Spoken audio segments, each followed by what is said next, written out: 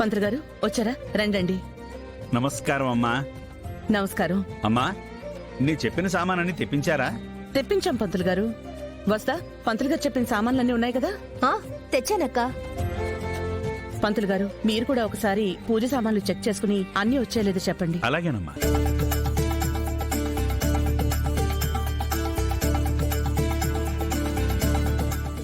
అంబిక, నువ్వు వెళ్ళి శాస్త్రం తీసుకురా.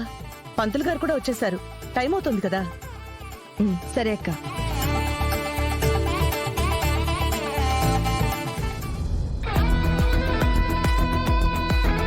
నాకేం చెప్పావో గుర్తుందిగా?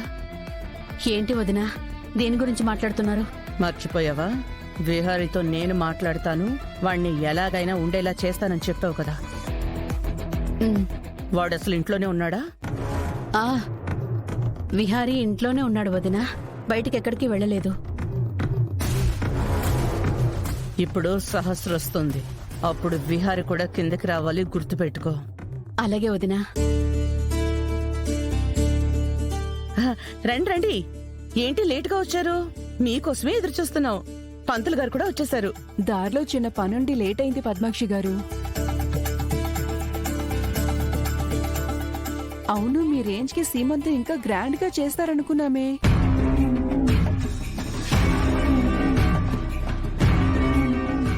నేను గ్రాండ్ గానే చేద్దాం అనుకున్నాను, కానీ ఎక్కువ సమయం లేదు. ఈ రోజు బాగుందని పంతులు గారు నిన్ననే చెప్పారు. మరి తక్కువ టైంలో ఏర్పాట్లు చేయలేమని ఏదో ఈసారికి ఇలా కానిచ్చేస్తున్నాం.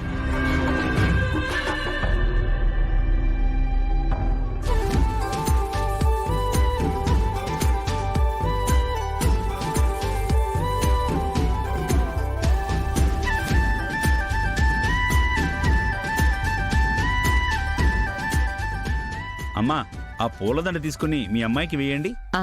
వస్తా.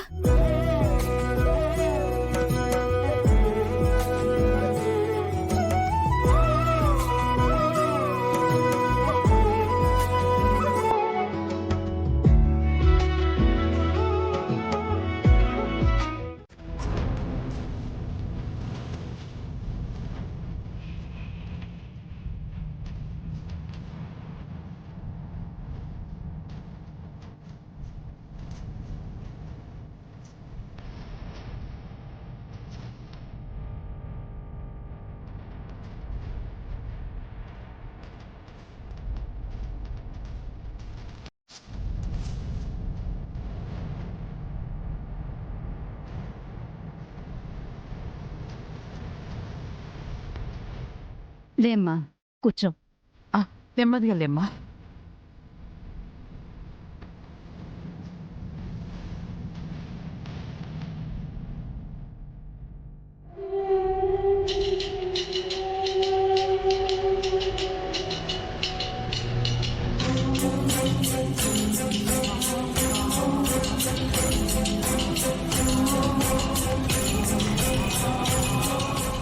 రతమ్మా, అమ్మాయికి ఏ ఇబ్బంది లేదుగా?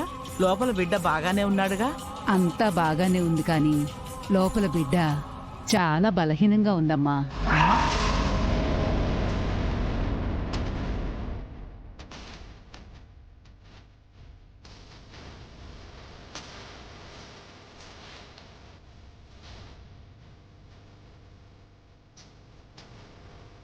బిడ్డే కాదు, ఈ అమ్మాయి కూడా చాలా బలహీనంగా ఉంది. నేను చెప్తూనే ఉంటాను రతమ్మా, బాగా తిను, టైంకు తిను అని చెప్తూనే ఉంటాను, కానీ నా మాట వినదుగా. వేళగాని వేళ ఓ ముద్ద తింటుంది. అది తనకేం సరిపోతుంది, తన బిడ్డకేం సరిపోతుంది? చూడమ్మా, నువ్వు ఇలాగే ఉంటే ముందు ముందు చాలా సమస్యలు వస్తాయి. నువ్వు ఇప్పటి నుంచి ఆరోగ్యకరమైన ఆహారం తీసుకోవాలి.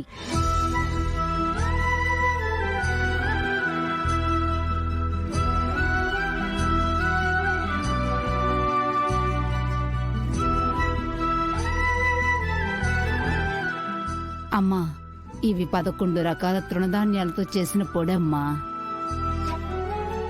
దీన్ని ప్రతిరోజు ఉదయం సాయంత్రం జావ చేసుకుని తాగితే నువ్వు నీ కడుపులో బిడ్డ ఆరోగ్యంగా ఉంటారు. అలాగే ప్రతిరోజు పాలల్లో ఈ కుంకుమ పువ్వు కలుపుకొని తాగితే నీ బిడ్డ ఆరోగ్యంగా తయారవుతుంది. విన్నావు కదా సిరి, ఈ రోజు నుండి ఈ రత్తమ్మ చెప్పినట్టు రోజు జావ తాగాలి.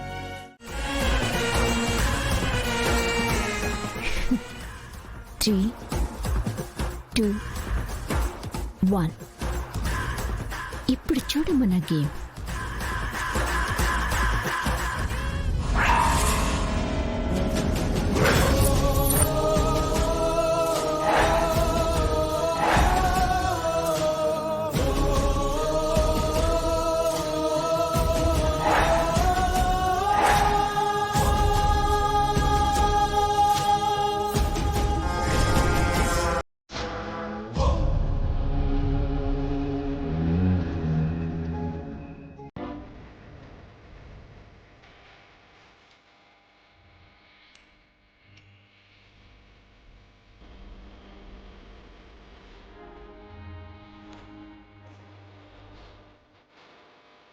విహారీ, ఏమైందిరా?